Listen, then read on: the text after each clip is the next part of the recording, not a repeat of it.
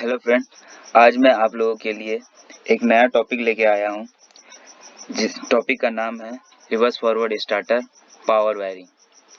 Reverse forward starter power wiring से पहले मैं आपको रिवर्स फॉरवर्ड स्टार्टर के बारे में कुछ बता देना चाहता हूँ कि रिवर्स फॉरवर्ड स्टार्टर नॉर्मली हम लोग मोटर को दोनों डायरेक्शन में घुमाने के लिए यूज़ करते हैं, दोनों डायरेक्शन में रोटेट करने के लिए यूज़ करते हैं, क्लॉकवाइज और एंटी क्लॉकवाइज दोनों।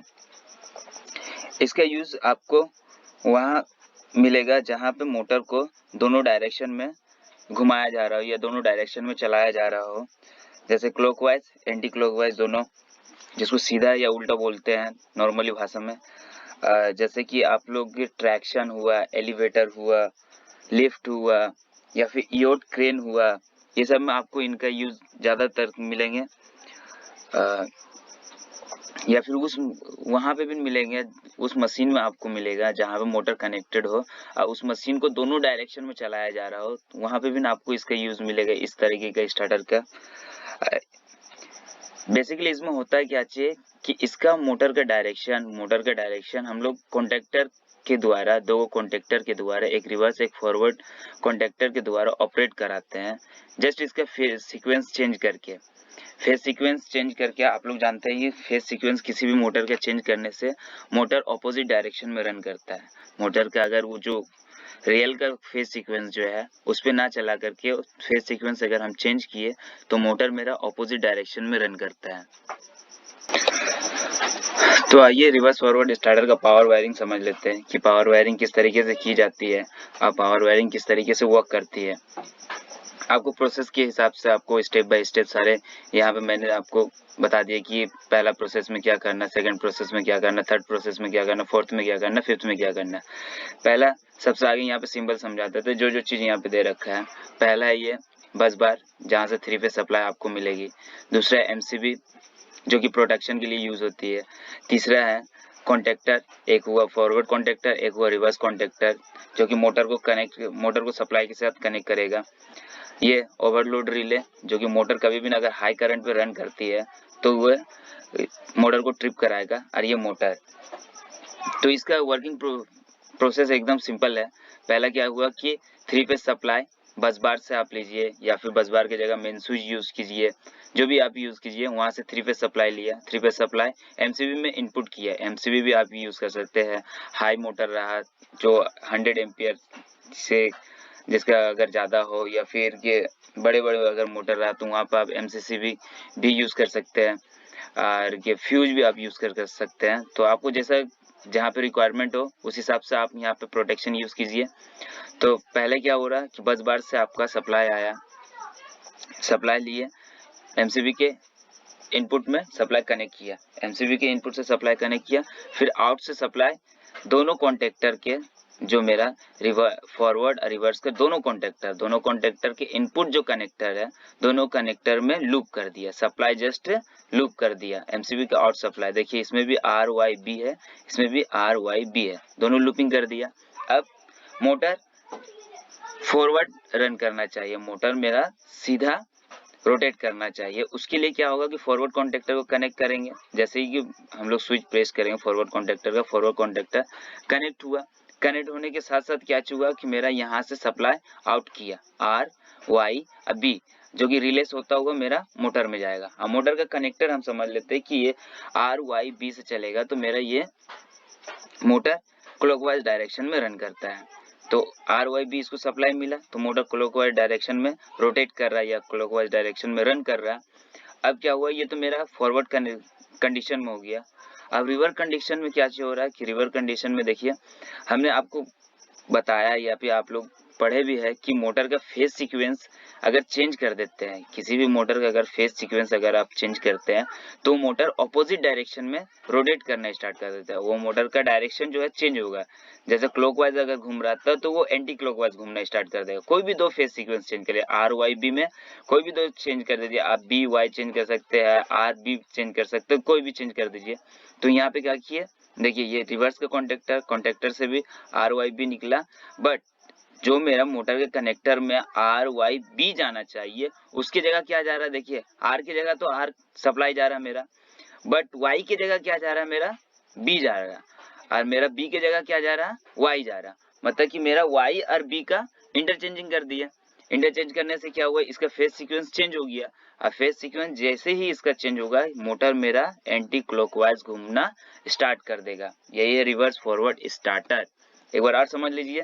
सप्लाई से 3 फेज सप्लाई लिया, एमसीबी में इनपुट किया, एमसीबी से आउट करके दोनों कॉन्टेक्टर के इनपुट में लूपिंग कर दिया सेम फेज में, आर वाई बी हो गया। अब फॉरवर्ड के लिए क्या होगा, फॉरवर्ड कॉन्टेक्टर जैसे ही कनेक्ट होता है, सप्लाई मेरा आर वाई बी रिले को इनपुट करता है, रिले से आउट करके डायरेक्ट मोटर को इनपुट करता है। मोटर के आर वाई बी सप्लाई जैसे ही जाता है, मोटर मेरा क्लॉकवाइज डायरेक्शन में रोटेट करना स्टार्ट हो जाता है। और आपको बताया हूँ मैं फिर कि मोटर का कोई भी दो फेज चेंज करने से मोटर मेरा एंटी क्लॉकवाइज में रोटेट करना स्टार्ट कर देता है। और वो चेंज किस तरीके से करेंगे, वो मैं इस कॉन्टेक्टर से चेंज कर रहा हूँ, रिवर्स कॉन्टेक्टर से। रिवर्स कॉन्टेक्टर जैसे कनेक्ट हो रहा है, मेरा ये सप्लाई जो कि एमसीबी से इसमें भी लूपिंग हुआ है, वो आर वाई बी आउट किया, बट मेरा मोटर में जहाँ पे आर वाई बी जाने का, वहां पे क्या किया, आर की जगह तो आर सप्लाई दे दिया, बट वाई की जगह हम बी दे दिए, अब बी की जगह हम वाई दे दिए, मतलब वाई और बी का इंटरचेंजिंग कर दिए, जिस वजह से क्या हुआ, मोटर का फेज सीक्वेंस चेंज हो गया। फेज सीक्वेंस चेंज होने की वजह से मोटर मेरा एंटी क्लॉकवाइज डायरेक्शन में घूमेगा। ये प्रोसेस आप देख लीजिए। पहला सप्लाई लिया फ्रॉम मेन सप्लाई, 3 फेज लिया, दूसरा एमसीसीबी और ये फ्यूज कोई भी प्रोटेक्शन, तीसरा कॉन्टेक्टर, चौथा ओवरलोड रिले और पांचवा मोटर। यही है रिवर्स फॉरवर्ड स्टार्टर का पावर वायरिंग। आपको इसकी हेल्प से आप रिवर्स फॉरवर्ड स्टार्टर का पावर वायरिंग बना सकते हैं। रिवर्स फॉरवर्ड स्टार्टर के पावर वायरिंग को आप एक्सप्लेन कर सकते हैं किसी को भी, और कहीं पे भी आपसे पूछे तो आप इजिली आप किसी को भी बता सकते हैं। तो थैंक यू। इसी वीडियो का ये सेकेंड पार्ट है, reverse forward starter power diagram. आपको ये बेसिकली इंटरव्यूज में, एग्जाम में, या फिर आपको जो ड्राइंग दी जाएगी उसमें इसी तरीके का सिंबल वाइज आपको एक्सप्लेन किया जाएगा कि रिवर्स फॉरवर्ड स्टार्टर किस तरीके से वर्क करता है, क्या क्या उसमें लगा रहता है। तो रिवर्स फॉरवर्ड स्टार्टर का पावर डायग्राम समझ लीजिए। इसमें पहला सिंबल समझ लीजिए, ये तो मेरा मेन सप्लाई है आर वाई बी, ये फ्यूज कोई भी तरीके का सर्किट ब्रेकर आप समझ लीजिए, एमसीबी, एमसीसीबी और फ्यूज। ये मेरा दो कॉन्टेक्टर, एक एफ जो कि मैं फॉरवर्ड कॉन्टेक्टर, एक आर जो कि मेरा रिवर्स कॉन्टेक्टर, सी कॉन्टेक्टर के लिए यूज करते हैं हम लोग। और ये ओवरलोड रिले जो कि मोटर को हाई लोड में ट्रिप करवाता है। और ये मेरा मोटर का सिंबल। तो इसका प्रोसेस समझ लीजिए। पहला क्या चाहिए, मेन सप्लाई 3 फेज से मेन सप्लाई लिए। दूसरा MCB, fuse, MCCB for protection, जो प्रोटेक्शन के लिए यूज, उसमें इनपुट किया, उससे आउट करके दोनों कॉन्टेक्टर के फिक्स कॉन्टेक्ट में मैंने लूप कर दिया। देखिए आर वाई बी इसमें भी, आर वाई बी इसमें भी लूप कर दिया। और जो मूविंग कॉन्टेक्ट है, जैसे ये फॉरवर्ड कॉन्टेक्टर का मूविंग कॉन्टेक्ट हुआ, ये रिवर्स कॉन्टेक्टर का मूविंग कॉन्टेक्ट हुआ। तो जब मेरा फॉरवर्ड कॉन्टेक्टर कनेक्ट होगा, ऑपरेट होगा, तो ये क्या चाहिए, ये मूविंग कॉन्टेक्ट कनेक्ट हो जाएगा। तो मेरा आर वाई बी रिलेस होता हुआ मोटर में जाएगा, और मोटर मेरा क्लॉकवाइज डायरेक्शन में रन करेगा, क्योंकि इसके टर्मिनल में, मोटर के टर्मिनल या मोटर के कॉइल में सेम फेज इनपुट होगा, तो मोटर मेरा सेम डायरेक्शन में, क्लॉकवाइज डायरेक्शन में रन करेगा। अब मोटर का ये 3 कनेक्टर समझ लीजिए। अब मोटर को ऑपोजिट डायरेक्शन में रन कराने के लिए, मोटर को एंटी क्लॉकवाइज रन कराने के लिए, जो मेरा रिवर्स कॉन्टेक्टर लिए उसको किस तरीके से वर्क कर रहा है देख लीजिए। ये जब ऑपरेट होगा तो ये इसका मूविंग कनेक्टर जो है कनेक्ट होगा। ये आर वाई बी तीनों लिए। हमने आपको बताया था कि मोटर को ऑपोजिट डायरेक्शन में रन कराने के लिए कोई भी 2 फेज आप चेंज कर दीजिए तो मोटर मेरा ऑपोजिट डायरेक्शन में रन करेगा। देखिए रिवर्स के लिए क्या हो रहा है कि मोटर का ये रिवर्स का ये मूविंग कॉन्टेक्टर का मूविंग कॉन्टेक्ट जैसे कनेक्ट करेगा आर वाई बी। हमने आपको पिछला टॉपिक में बताया है कि मोटर को ऑपोजिट डायरेक्शन में रन कराने के लिए किसी भी 2 फेज को आप इंटरचेंज कर दीजिए, तो मोटर मेरा माने ऑपोजिट डायरेक्शन में रन करेगा। तो क्या हुआ, ये मेरा आर है, आर को क्या किया हम लोग, ये मेरा क्या चाहिए मोटर का, जहां पे मेरे को बी देना था, वहां पे हमने क्या किया, आर सप्लाई दे दिया। ठीक है, अब यहाँ पे मेरा वाई है, यहाँ पे भी मोटर को वाई देना था, तो वाई मैंने सिम कर दिया, मोटर को वाई दिया।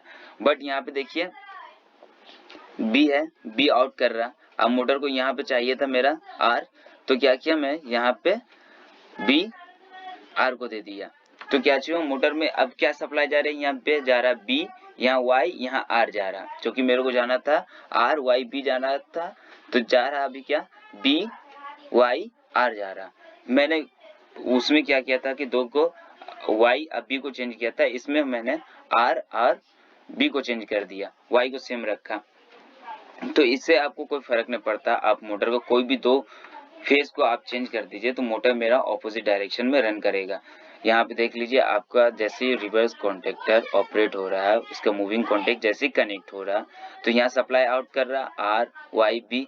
ये मेरा मोटर का कनेक्टर था जिसमें मेरा जाना था आर वाई बी जाना था। अब क्या चीज कर रहे हैं, यहाँ मेरा आर के साथ क्या चीज सप्लाई देती है, यहाँ पे बी का सप्लाई देती है, वाई को सेम रखे और यहाँ पे बी में आर सप्लाई दे दिए, तो मेरा यहाँ पे आर और बी मेरा फेज सीक्वेंस चेंज हो गया। तो जैसे ही फेज सीक्वेंस चेंज होगा मोटर मेरा ऑपोजिट डायरेक्शन में रन करेगा या एंटी क्लॉकवाइज रन करेगा। यही तो मोटर का reverse forward starter power diagram. आपको एग्जाम में बेसिकली यही पूछा जाता है, रिवर्स फॉरवर्ड स्टार्टर का पावर डायग्राम ये ड्रॉ करना पड़ता है, और आपको ड्राइंग शीट्स में भी इसी तरीके से आपको एक्सप्लेन करना पड़ता है reverse forward starter. So thank you. आपको कोई भी इंक्वायरी हो, कोई भी क्वेश्चन हो तो आप कमेंट सेक्शन में आप पूछ सकते हैं, और वीडियो देखने के लिए थैंक यू।